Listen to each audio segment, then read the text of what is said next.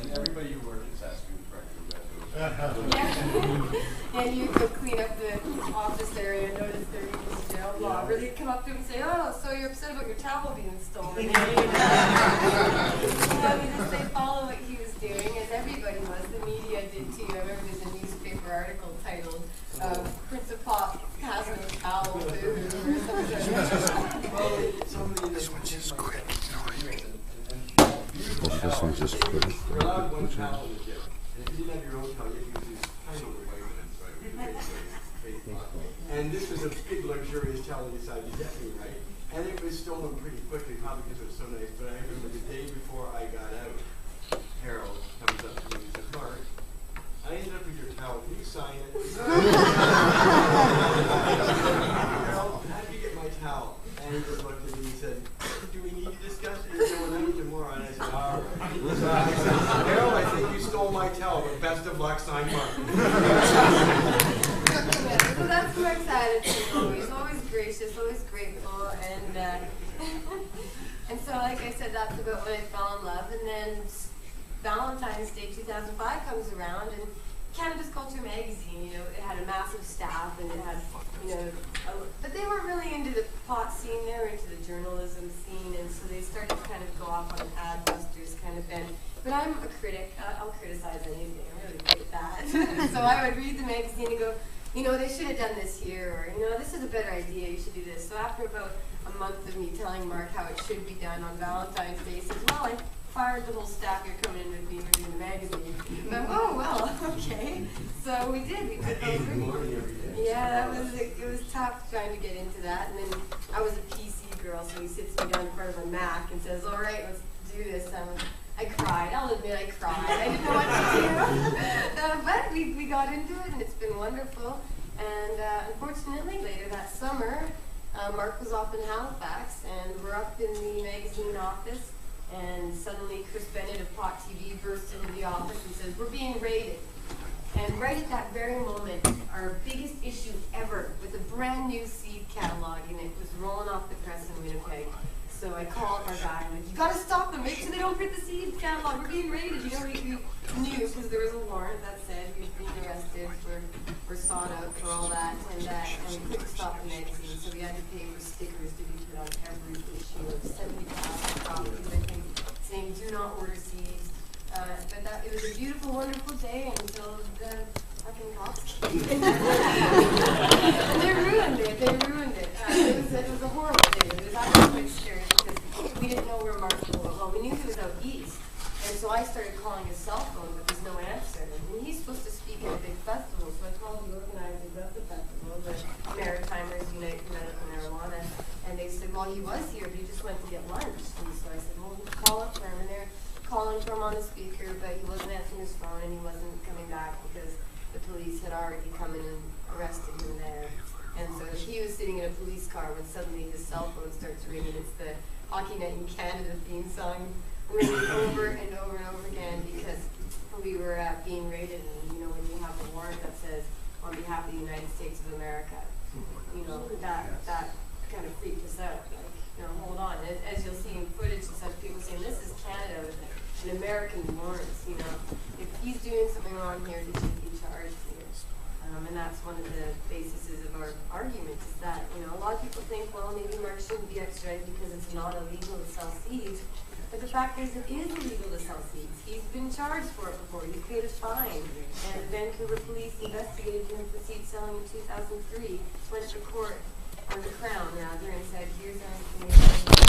And the Crown said, no, we don't want to do that. There's no point. You know, marijuana may not even be illegal because it was the summer of legalization tour 2003. Courts had made decisions. And anyway, so that was just such a hectic day. And you're in the movie quite angry. Yeah, it was shocking. It still is that, you know, he could be charged here and they think to charge him here. And so they go to the U.S. and say, all right, you take care of it. And so they indicted him on 3 charges of conspiracy to manufacture marijuana, conspiracy to distribute marijuana, and conspiracy to launder money. Now, unfortunately, conspiracy laws are very vague. So I know that he knows that someone's smoked pot, so technically I'm part of the conspiracy. If you know someone who's growing pot, then you're part of that conspiracy. It's very broad, and so technically Marc is guilty of these charges because he knew that people were growing pot. That was the point. Overgrow the government, plant the seeds of freedom. That was his slogan, and that's what people were doing. But each charge, those three carried 10 years mandatory minimums. Mandatory minimums, like I said, are being introduced into Canada for the first time for drug offenses fairly soon. The Senate is discussing it right now, and for the next few weeks, there's videos online. So go to cannabisculture.com or liveprohibition.ca. But once those laws pass, we're going to have a lot of big trouble and a lot of people in jail because Marc was facing there for 30 years to life in the U.S. And on the day he got arrested, the Drug Enforcement Administration put out a press release. You'll see it in the movie that says he was the #1 drug trafficking kingpin target out of Canada.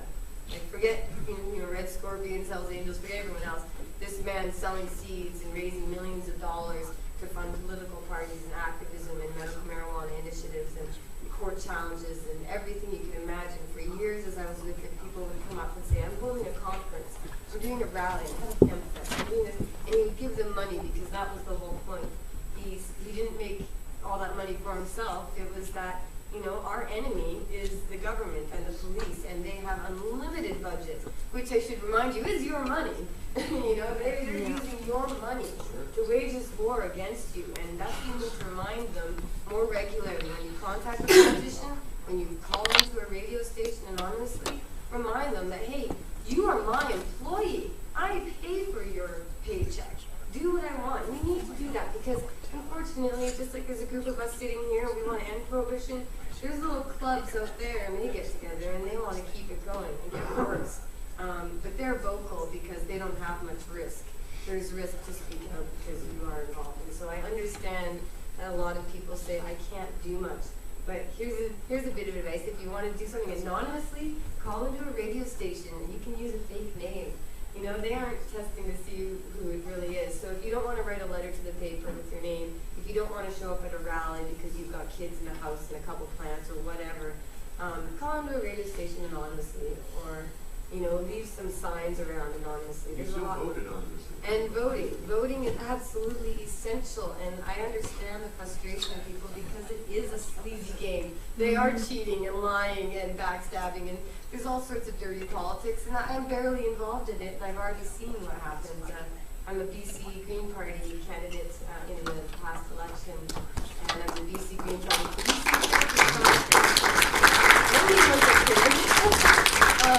And I wrote, I was in the paper just yesterday on the National Post with a letter about, here's the problem with Marc, is he's going to be probably extradited. He'll be sent down to Seattle, remand, and then he'll be sentenced to 5 years, which is the plea deal that he's taken. Under duress, of course. I mean, if you're facing life and they say, oh, you could have 5 years, you're gonna take that. Well, they got me talking about that too, and they said they let my friends go. Yeah, exactly. Greg and Michelle, his co-accused, are not serving any time in jail at all, and they were facing the same 30 years to life. So, but with Marc and with all Canadian prisoners in the United States, you have a right to come back to your home country. It's a treaty transfer process. You say, I want to serve my time in my home country. And for the most part, prisoners were brought back.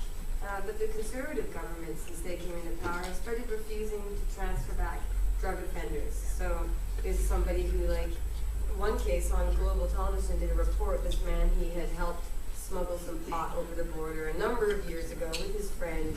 And then he went on to other things. He had a music career, he met the woman of his dreams, they got married, she got pregnant, and he said, you know what, I'm gonna go just clear my conscience. I know there might be a file, I just want to go to the border, I'll admit where I did that, and they'll let me get off with condition or whatever. But no, he got 5 years. He's down in California City in a horrendous facility, and he's applied to get back into Canada, but the government is refusing to bring him back.